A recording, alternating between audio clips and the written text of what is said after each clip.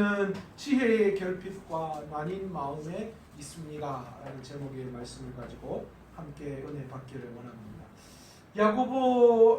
야고보서의 저자인 예수님의 동생 야고보 사도가 오늘 이 야고보서를 기록한 이유는 흩어져 있는 12지파, 그러니까 이 12지파에 대한 해석이 좀 분분하지만 우리는 예수를 믿기로 작정하고 난 다음에 귀한 믿음의 길을 걸어가고 있는 많은 사람들, 오늘을 살아가는 우리들에게도 해당되는 말씀이기도 합니다. 그들에게 무엇을 위해서 세상의 여러 가지 많은 위기, 위협, 여러 가지 시험 가운데에 너희가 온전히 너희의 믿음을 지켜내기를 원하는 마음에서 기록한 내용이 바로 이 야고보서라는 겁니다. 오늘 지난 시간에 우리가 계속해서 바라보고 있는데 야고보 사도가 시험 중에 있는 그리스도인, 그렇잖아요. 우리가 예수를 믿는다고 하지만 그러나 예수 믿는 사람이나 믿지 않는 사람이나 다 어려움과 시험이 있어요. 참 예수 믿으면 시험이 없으면 너무 좋겠는데, 그죠? 다 좋은 일만 일어났으면 너무 좋겠는데 그렇지 않다라는 거예요. 예수를 믿든 믿지 않든 모든 사람에게, 이 땅을 살아가는 모든 사람에게 시험이 주어져 있다라는 거예요. 그런데 이 야고보 사도가 그 시험 중에 있는 우리들을 향하여서 뭐라고 이야기하느냐? 너희가 시험 당할 때에 온전히 기쁘게 여겨야 한다라고 말씀하고 있다라는 거예요. 이유가 어디에 있습니까? 너희가 시험 중에 진짜 기뻐해야 할 이유가 있기 때문에 그냥 적당히 말로 그냥 기쁘다는 표현으로 끝나는 것이 아니라 너희의 저 깊은 심령 속에서 너희의 기쁨이 터져 나와야 된다. 너희가 시험 중에 그럴 만한 이유가 있다. 그렇게 말씀을 하셨습니다. 그 이유가 어디에 있습니까? 우리가 시험 당할 때에 뭐가 작동하기 시작하는 거예요? 인내라고 하는 것이 작동하기 시작하는데 그 인내가 무엇을 만들어주느냐? 우리 믿는 그리스도인이 이 땅을 살아가면서 전혀 조금도 부족함이 없는 사람으로 만들어주기 때문에, 그러기 때문에 우리가 시험 중에 진짜 온전히 기뻐할 수 있다라고 말하는 거죠. 그러니까 시험은 다른 말로 뭐라는 거예요? 우리가 이 땅을 살아가면서도 전혀 부족함이 없도록 우리의 연약하고 부족함들이 이 시험을 통하여서 훈련받고 해결받아서 더 완전한 사람으로 이 땅을 살아가게끔 하기 위해서 우리에게 시험이 있기 때문에 너희가 시험 중에 해야 할 것이 있다면 온전히 기쁘게 여기라는 거예요. 다른 말로 시험 중에 아유 기쁘다 이게 아니라 뭐 하는 거예요? 진짜 기뻐해야 할 이유가 무엇인지 우리가 발견해야 한다. 제가 계속 기도에 대한 이야기를 하면서 동일한 말씀을 드렸잖아요.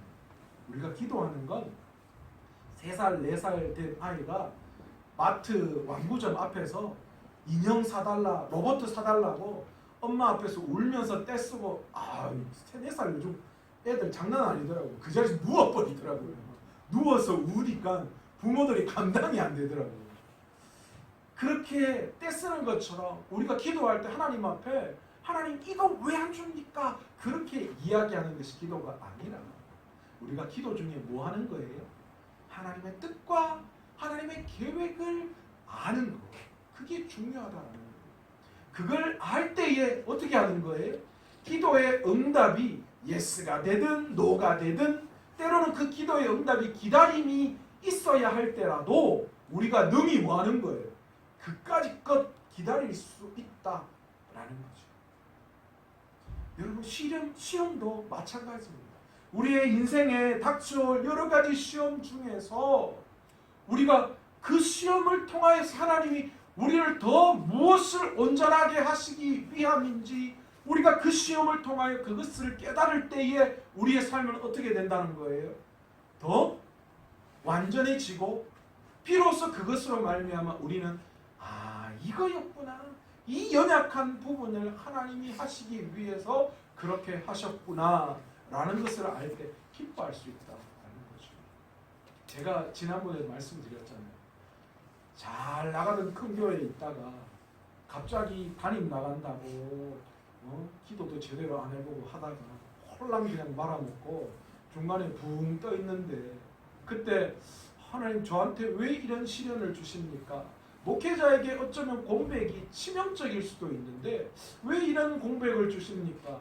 그리고 하나님이 보내주신 건 진짜 지금까지 해왔던 거하고 정반대로, 그냥 지금까지는 그냥 쭉 큰 교회로 달려왔다면 거의 뭐 반도 안 되는 10분의 1 정도밖에 안 되는 작은 교회로 저를 보내셨는데, 도대체 이유가 뭡니까? 하나님 정말 저는 큰 교회 가서 좋은 교회, 정말 이렇게 누가 봐도 떵떵거릴 수 있는 그런 교회 담임하는 거, 그걸 원했는데 왜 이렇게 작은 교회 보내십니까? 그런데 저는 그 모두가 다 시험이고 문제로만 생각했거든요. 그런데 제가 우리 교회에 오거든요. 아니구나. 그 모든 것이 다 뭐예요? 하나님의 은혜이고 정말 그것이 다 하나하나가 기쁨이구나. 그런 생각을 치울 수가 없어요. 그 작은 교회에서 가장 많이 훈련받은 게 설교 훈련이에요. 제가 말씀드렸잖아요. 일주일에 설교를 2편, 3편은 기본이고요. 그 다음에 새벽기도 설교도 한 2-3번 해야 되고요. 그렇다고 뭐 신방이 없습니까? 교구해야 되지. 저는 또 행정목사라서 행정도 해야 되지. 청년부도 맡아서 청년부도 해야지. 유년부도 맡아가 유년부도 해야지. 거기다가 목사님은 갑자기 어느 날 좀 쉬고 싶다고 한 서너 달 불쩍 그냥 미국으로 떠나버리시고 저한테 교회를 맡기시고, 그 모든 것들이 다 뭐였냐? 하나님이 저를 훈련시키기 위한 훈련의 과정이고, 그 훈련을 잘 거쳐왔기 때문에 오늘 이 자리에서 하나님의 일을 참 잘 감당할 수 있게 하시는구나. 제 동기나 선배, 후배들 같이 이제 큰 교회 목회하셨던, 같이 동역했던 목사님들 담임 나가서 만나보면 제일 힘든 게 뭐라고 물어보니까요. 황 목사님, 돌아서면 설교고요. 진짜로 설교 감당하다가 정신이 없다고 그런 이야기하거든요. 그래요? 근데 저는 좀 그렇지가 않아요. 왜냐하면 저는 뭐 예전에 한 3년 가까이 진짜 미친 듯이 정말 설교 준비할 시간이 없어서 새벽까지 설교 준비하고 막 그랬거든요. 근데 그게 얼마나 감사하냐면 저는 이제 설교 준비하는 게 그렇게 부담스럽지가 않아요. 설교해야 할 거리들도 많고요. 그리고 또 그런 설교에 훈련이 되어 있으니까 그런 부분들의 부담이 훨씬 덜한 게 사실이에요. 그러니까 얼마나 감사해요. 또 어떤 목사님은 그런 얘기, 목사님 도대체 설교를 어떻게 해야 돼요? 주일 낮 설교는 어떤 거 해야 되고, 오후 예배는 어떤 거 해야 되고, 수요 예배는 어떤 거 해야 되고, 도대체 본문을 어떻게 전하고 어떻게 해야 돼요? 이런 이야기 하시는 분도 계시고. 그런데 저는 그런 부분들이 굉장히 자연스럽게 하나하나 잡아나갈 수 있겠더라고요. 우리가 시험이라고 생각했던 그것이 결코 시험으로 끝나지 않음을 우리는 알아야 한다는 거죠. 그래서 야고보 사도가 뭘 이야기하느냐? 1절에서 4절까지 그거 이야기합니다. 너희 그리스도인으로 예수 믿는 사람으로 살아갈 때 너희의 인생에 시험을 피할 수가 없을 거야. 흩어져 있는 12지파, 복음 때문에 핍박받고 유혹받고 여러 가지 어려움 중에 있는 너희들, 그러나 여전히 예수 그리스도를 믿음에도 불구하고 많은 시험들이 있을 것인데 너희가 그 시험 중에 뭐 하라는 거예요?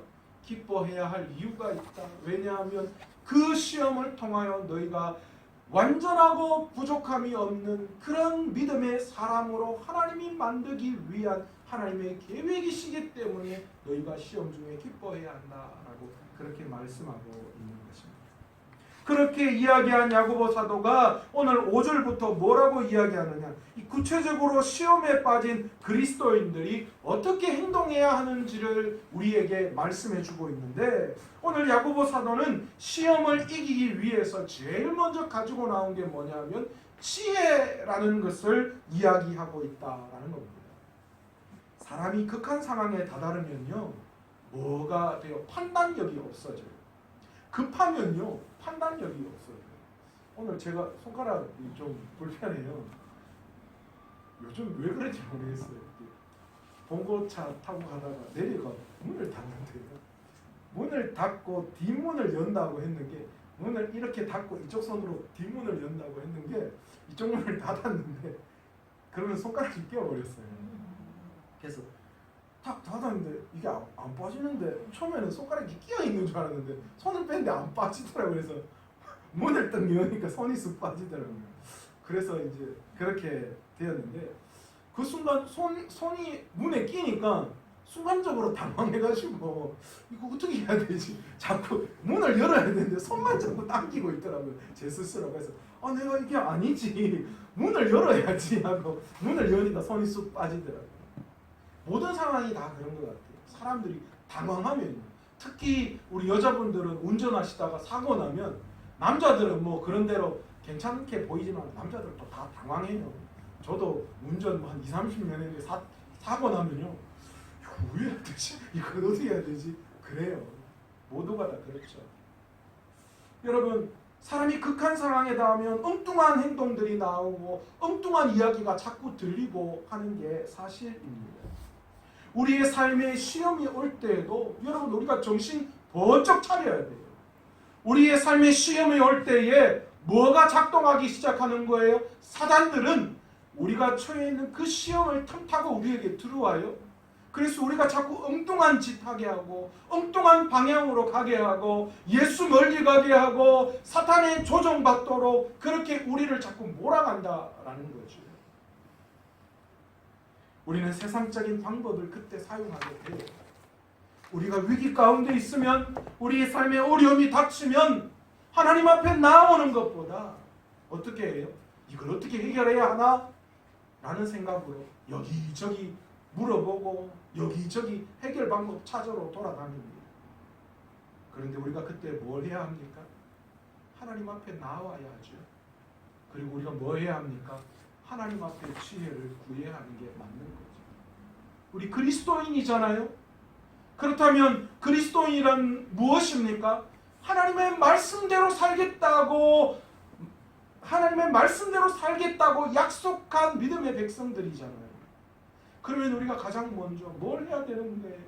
하나님 앞에 나와서 하나님 이것을 어떻게 해결하면 좋겠습니까? 하나님 앞에 지혜를 구해야 해요.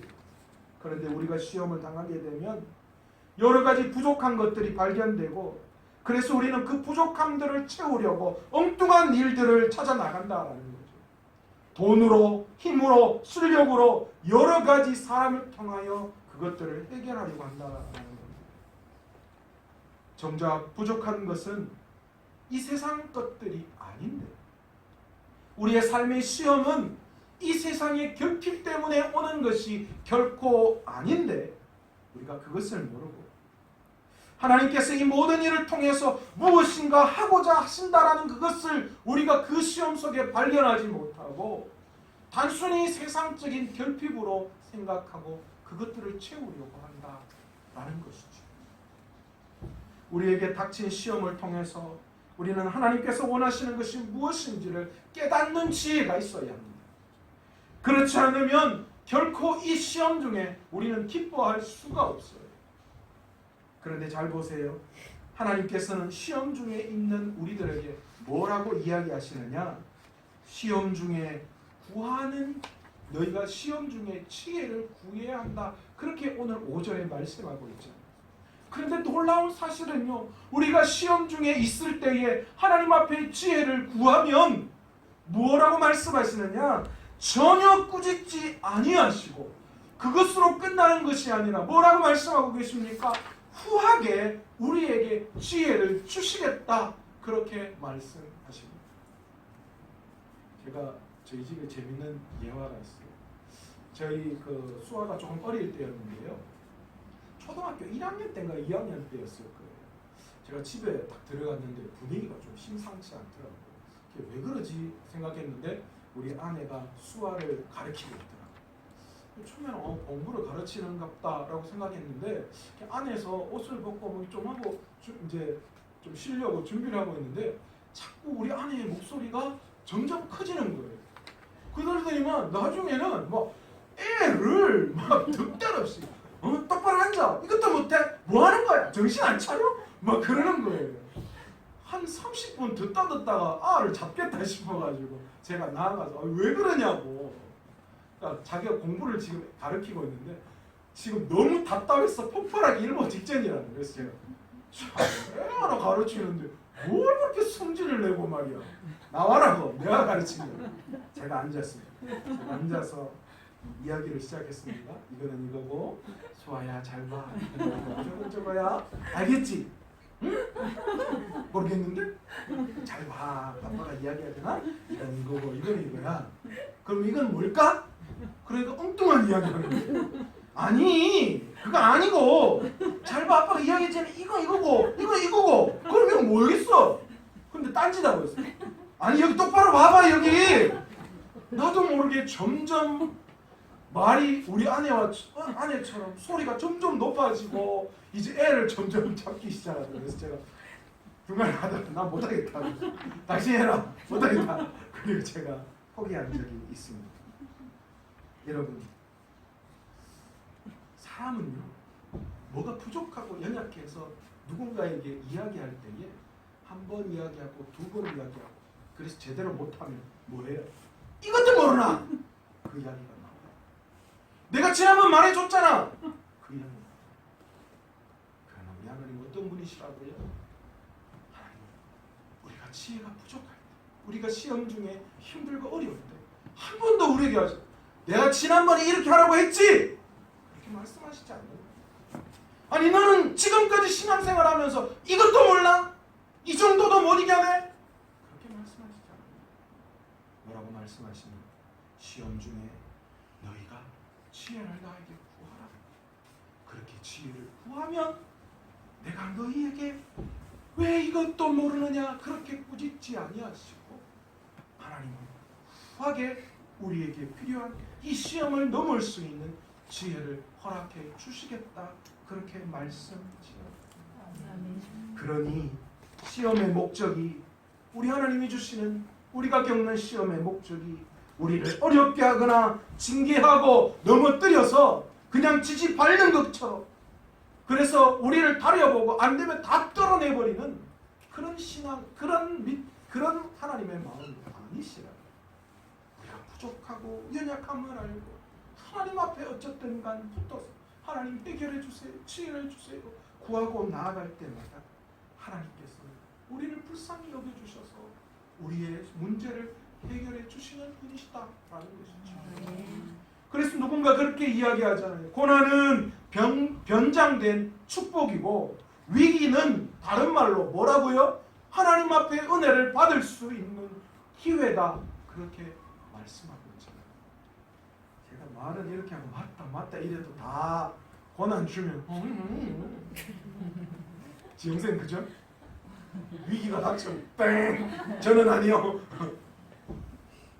그러나 여러분, 그 시험, 그 고난이 결코 나를 하나님의 사람으로 완전히 만드는 과정임을 우리가 알고 이 시험 중에 우리 하나님 앞에 지혜를 구할 수 있는 저와 여러분 되시기를 바랍니다. 두 번째로 시험 중에 우리는 부족한 지혜를 얻기 위해서 뭐 해야 하느냐?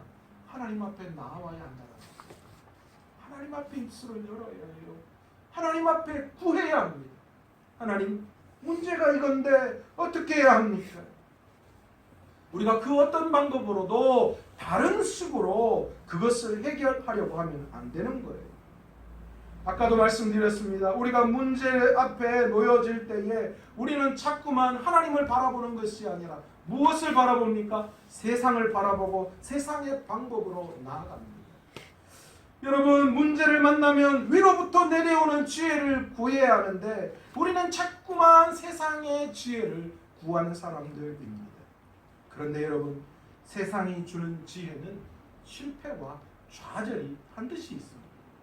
세상이 주는 지혜는 다 성공, 그 문제를 해결하는 지혜가 아니라 세상이 주는 지혜 속에는 반드시 대가가 있고 또는 그 지혜 속에는 실패와 좌절이 같이 섞여져 있음을 우리는 알아야 합니다. 그렇기 때문에 우리는 시험 중에 뭘 해야 하는가? 하나님 앞에 나와서 하나님의 지혜를 구할 수 있는 믿음과 입술이 우리에게 있어야죠. 왜요? 하나님의 지혜는 그 속에 실패나 좌절이 있는 분이 아니시기 때문에 하나님의 지혜는 우리가 경험하고 있는, 우리가 겪고 있는 그 모든 문제를 모두 뛰어넘고도 남을 그런 은혜가 그 속에 있기 때문에 우리는 반드시 시험 중에서 하나님 앞에 나와서 구해야 한다라는 거죠. 여러분, 이 구한다라는 말, 이 말은 어떤 뜻일까요? 여러분, 이 구한다는 말은 다른 말로 이야기하면 하나님을 향한다라는 말. 여러분, 우리가 시험 당하면요, 우리의 삶이 완전히 다 세상적으로 다 돌아가 버려요. 우리가 초점을 맞춰야 하나님을 향한 시선을 완전히 놓쳐버리고 이것저것 온갖 세상의 것들로 가득 채워질 수밖에 없는 상황이죠. 그러니까 시험 중에 더 뭐합니까? 우리가 하나님의 기도의 자리로 나올 수 없고 하나님께 초점을 맞출 수 없게 됩니다. 그러니까 우리는 그 시험을 이겨낼 수 없게 되죠. 그러나 여러분, 오늘 야고보 사도는 지금 믿는 사람들이 주변의 세상의 물질적 부를 두려워하며 동경하는 것, 그것으로 말미암아 좌절하고 실망하고 낙심하고 서로가 판단하고 재판하는 과정 속에 일어나는 그 모든 시험을 바라보면서 너희가 해결해야 할 시험은 너희가 해결해야 할 그 시험을 넘기는 방법은 결코 세상이 아니고 하나님에게 있음을, 그래서 하나님에게 초점을 맞춰야 하는 것을 말씀하고 있는 거죠. 여러분, 우리가 왜 시험 당합니까? 여러분, 우리가 시험 중에 왜 힘들어합니까? 시험 당하면요, 우리가 비교해요. 왜 나만 그러냐고. 김석균 전도사님입니까? 그분의 그 찬양이 있잖아요. 왜 나만 겪는 고난이냐고 슬퍼하지 마세요. 그러니까 고난 중에 우리는요, 뭘 하느냐? 다른 사람과 비교해요. 우리가 왜 실패감이 들고, 왜 우리가 좌절감이 들고, 왜 우리가 시험에 듭니까? 다른 사람과 비교하기 때문에 나타나는 사람. 그 비교 때문에 나는 왜 이럽니까? 나는 왜 이것밖에 안 됩니까? 그런 생각이 드는 거죠. 그 비교의식이 남과의 다툼으로 발전해 나아가고요. 결국은 여러 가지 총체적 난국 속에 빠지게 하게 되어져 있다라는 거예요. 그러니까 우리가 시험을 당할 때에 우리가 가장 먼저 해야 할 것은 세상을 향한 비교 그 시선을 접어버리고 뭐 해야 해요? 온전히 하나님을 바라보고 하나님과 나와의 관계를 새롭게 정립할 수 있는 저와 여러분이 되어야 해요. 세상 사람들이 다 없고 내하고 하나님만 있다고 여러분 정의를 내려봅시다. 그러면 내가 지금 겪고 있는 그 어려움이 과연 어려움으로 작용하는지 생각해보세요. 세상에 아무 사람이 없어요. 오직 하나님과 나하고 밖에 없어요. 그러면 지금 여러분이 고민하는 게 진짜 시험이고 고민거리일까요? 아니요. 저는 아니라고 생각합니다. 그런데 사람들이 시작 같이 있고부터 그때부터 문제가 됩니다. 여러분, 우리 아이들이 공부하는 것 때문에 어려워 힘들어요. 왜 그렇습니까? 만약에 그 아이가 세상에 자기 혼자밖에 없다면 빵점을 받든 100점을 받든 그게 무슨 의미가 있어요?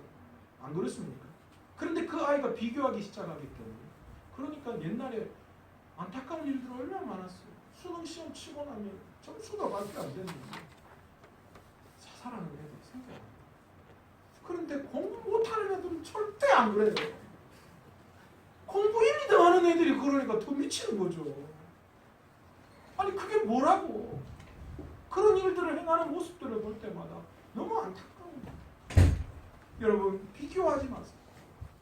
비교하면 세상의 눈을 가지고 사람들과 비교하기 시작하면서 시험이 오기 때문에 우리가 그 모든 마음들을 다 내려놓을 때에, 그래서 하나님과 나와의 관계만을 바라고 하나님만을 바라볼 때에 그제서야 우리의 문제가 해결될 수 있고요.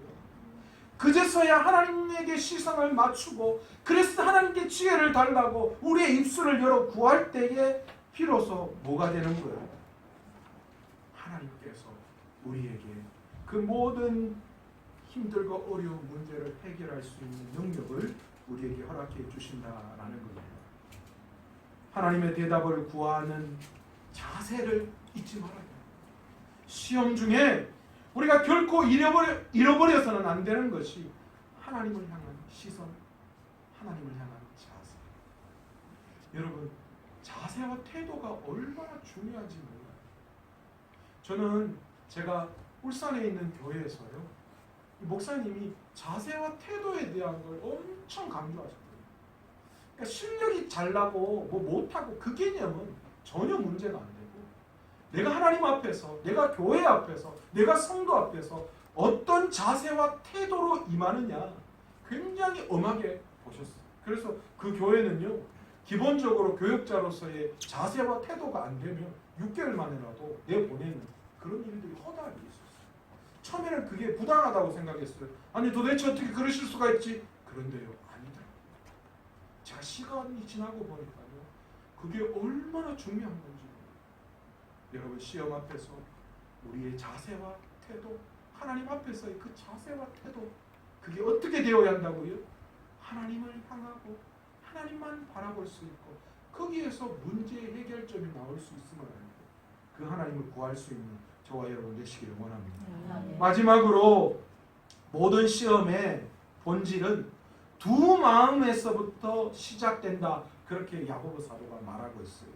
그러기에 이 두 마음을 품지 말아야 한다, 그렇게 말씀하고 있습니다. 기도에 대한 이야기를 했죠.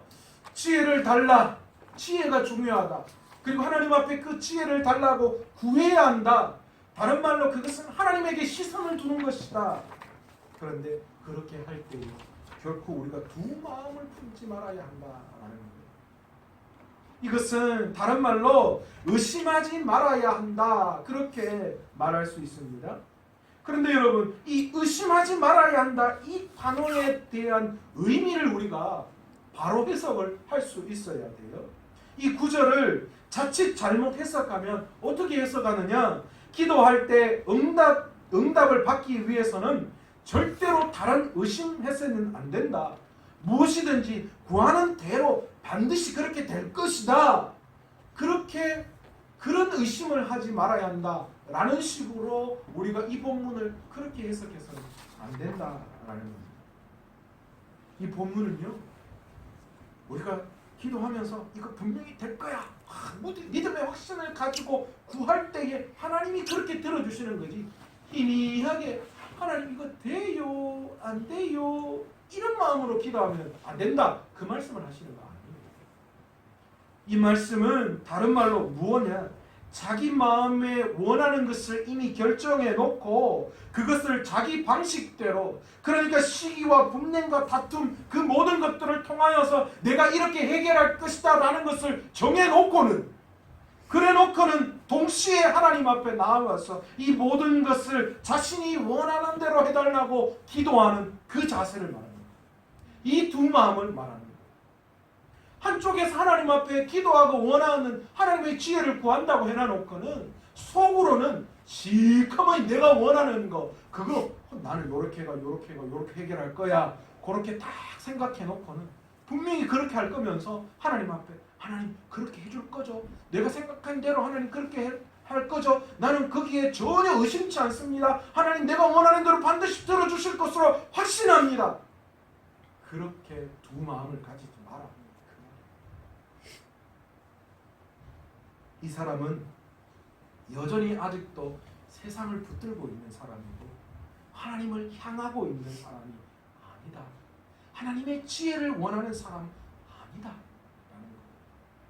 자기의 뜻대로 자기 마음대로 하려고 하는 바로 그런 두 마음. 한쪽에서는 하나님 말씀대로 하나님의 지혜를 구하고 하나님의 지혜대로 한다라는 그런 마음도 있으면서, 또 그 뒤에 한편에서는 내가 원하는 생각, 내가 원하는 방법대로 하나님 앞에 구하고 반드시 그렇게 될 것이다 라고 확신 가지고 구하는 그런 마음, 결코 그런 마음은 결코 이 시험을 이겨낼 수 있는 그 어떤 것도 될 수 없다라는 거예요. 그래서 오늘 야고보 사도가 오늘 본문을 통하여 그렇게 이야기하는 거예요. 이런 사람은 무엇이든지 주께 얻기를 생각하지 말라. 그렇게 해서 기도 백날 해봐야 뭐 한다는 거예요? 주님이 그거 들어줄 거라고 생각하지 말라고. 그러면서 두 마음을 품어 모든 일에 정함이 없는 자다. 저는 이 구절을 해석하면서 자꾸 야고보서도 그렇게 이야기하는 것 같아요. 차라리 그럴 것 같으면 아예 기도하지 말고 세상적인 방법으로 나아가 세상적인 것으로 해결을 해봐라고 해. 백날 그렇게 기도해봐야 양다리 거치면서 해봐야 소용없어. 그렇게 말씀하는 것 같아요. 말씀을 맺도록 하겠습니다. 그리스도인도 여전히 세상을 살아가면서 힘들고 어려운 시험들이 우리에게 주어집니다. 예수 믿는다고 시험 없다라고 하는 말 거짓말이고요. 예수 믿는 사람이 다 잘 된다는 말 그것도 잘못된 이야기인 것 같아요. 우리는 시험을 당할 수밖에 없어요. 왜 그렇습니까? 그리스도인대로 살아가는 것이 결국 뭐 하는 길이에요? 시험 당하는 길이잖아요. 우리가 이 땅에서 시험을 안 당하는 게 그게 이상한 거예요. 시험 없으면 뭐 하는 거예요? 내가 그리스도인답게 안 살아가고 세상이 원하는 대로 살아가기 때문에 시험이 없는 거예요. 우리 교회도 그래서 제가 잘 될 때 뭐 해야 된다는 거예요? 기도해야 돼요. 시험을 준비해야 된다고 말씀해요. 왜요? 사단이 가만히 두지 않기 때문에. 여러분 이런 시험 가운데 우리가 이 시험 앞에서 하나님 앞에 지혜를 달라 부짖지도 않으시고 후히 주시는 그 하나님의 지혜로 그 모든 문제를 해결할 수 있는 저와 여러분 되시기를 원합니다. 아멘. 시험 중에 우리의 흐트러져 있는 세상 가운데 그 시선을 다 모아가지고 와서 하나님 앞에 나와서 기도하십시오. 그리고 그 기도를 통한 하나님 앞에 시선을 맞추십시오. 하나님, 나는 하나님의 뜻대로 해결하겠습니다. 그렇게 기도할 때 두 마음 품지 마십시오. 나 이렇게 하나님 원하고 있어요. 하나님 나 이렇게 돼야 돼요. 나 이렇게 된다고 확신 있어요. 그런 개인적인 욕망과 욕심을 담은 생각을 가지고 기도하며 하나님의 지혜를 구한다고 말하지 말고 그 모든 것을 다 내려놓고 정말 하나님만을 바라보고 그분에게 시선을 맞추고 그래서 그 모든 시험 속에 하나님이 원하시는 뜻이 무엇인지를 발견할 수 있어요. 그래야 그 뒤에 하나님이 인내를 만들어내셔서 우리를 조금 더 부족함이 없는 사람으로 만들어 가시는 하나님의 계획을 우리가 발견할 수 있는 거죠. 그런 귀한 시험 중에 우리 모두가 다 있다면 오늘 그 시험 중에 온전히 기뻐할 수 있는 저와 여러분 되시기를 원합니다. 아멘. 그리고 그 시험을 통하여 하나님이 주시는 지혜로 하나님에게 초점을 맞추고 하나님의 지혜로만 그 모든 문제를 바라볼 수 있는 저와 여러분 되시기를 간절히 축원합니다. 오늘 이 시간 말씀을 생각하시면서 기도할 때 주님